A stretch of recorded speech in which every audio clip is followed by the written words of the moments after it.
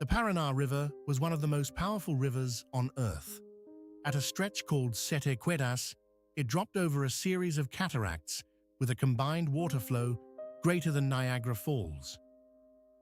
Engineers from Brazil and Paraguay needed to build a dam across it. But you cannot pour concrete into a river that is actively running.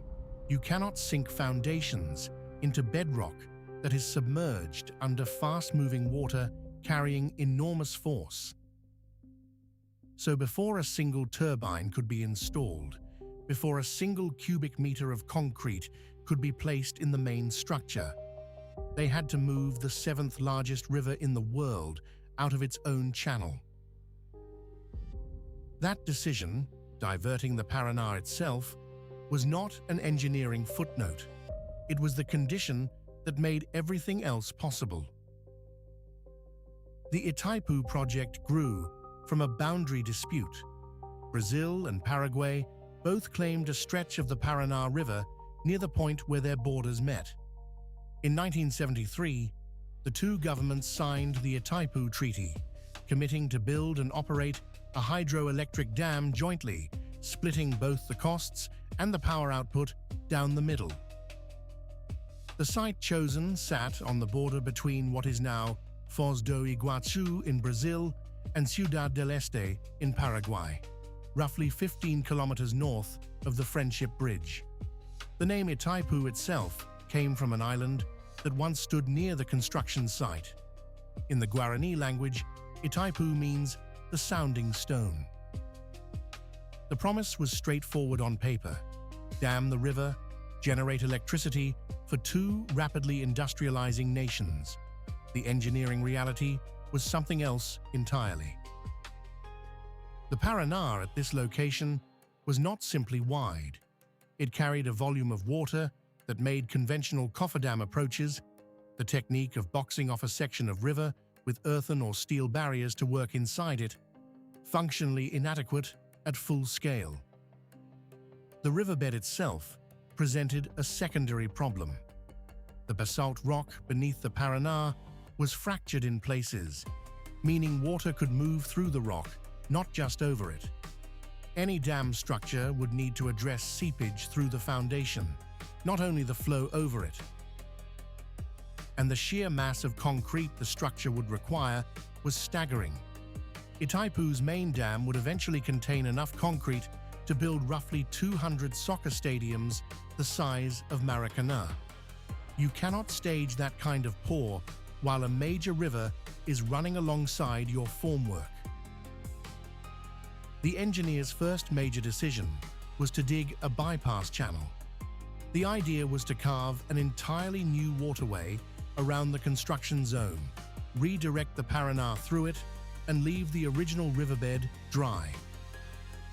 Executing that plan meant excavating a diversion channel about 2 kilometers long, 50 meters deep in places, and roughly 150 meters wide, entirely through solid basalt.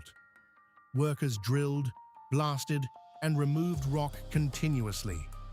The scale of that excavation alone placed it among the largest single blasting operations conducted up to that point in South America. The channel took years to prepare. The workforce on site during peak construction periods reached nearly 40,000 people. A self-contained city of engineers, blasters, equipment operators, and laborers working rotating shifts around the clock. On October 20th, 1978, the diversion channel was ready. Engineers detonated a series of explosives to open the upstream end of the new channel and began closing off the original course of the Paraná with earthen materials. Within hours, the seventh largest river in the world had been redirected. It was now running through a man-made cut in the basalt, bypassing the construction site entirely. What had been the bed of the Paraná River sat exposed, muddy, wet in places, studded with boulders, but accessible. The original channel, for the first time in geological history, was dry enough to work in. That single act unlocked the entire project. Every turbine installation, every foundation pour, every concrete lift that followed depended on that diversion holding. With the riverbed accessible, the construction of the main structure could proceed as a conventional engineering operation, which is not to say it was simple. The dam is not a single wall. Itaipu is a complex of different dam types joined together to cross the full valley. The main section is a hollow gravity dam made of concrete. Flanking sections use earthfill and rockfill construction, which are cheaper and faster where the valley walls allowed. The powerhouse sits at the base of the main concrete section, with the turbines oriented to receive water falling through intake towers, through penstocks, large steel pipes, and into the generating units below. 18 of those generating units were eventually installed on the Brazilian side and on the Paraguayan side combined, each one a machine the size of a small building. The powerhouse itself stretches nearly 8 kilometers along the base of the structure. The cost of the project ran into billions of dollars over its construction period, and Paraguay, as the smaller economy of the two nations, financed much of its share through debt to Brazil. That financial arrangement became a long-running political tension. Paraguay uses only a fraction of its half of the electricity Itaipu generates because the country's domestic demand is far smaller than Brazil's. Under the original treaty terms, Paraguay sold its surplus generation back to Brazil at a fixed price, a price that critics in Paraguay argued for decades was well below market value. The dam produced power. The question of who benefited financially from that power was disputed for years after construction ended. In 2009, the two governments renegotiated, and Brazil agreed to pay Paraguay 3 times as much for the surplus electricity. Whether the revised terms fully address the original imbalance remains a matter of political debate, not settled engineering fact. There is also a loss that the construction ledger records without ambiguity.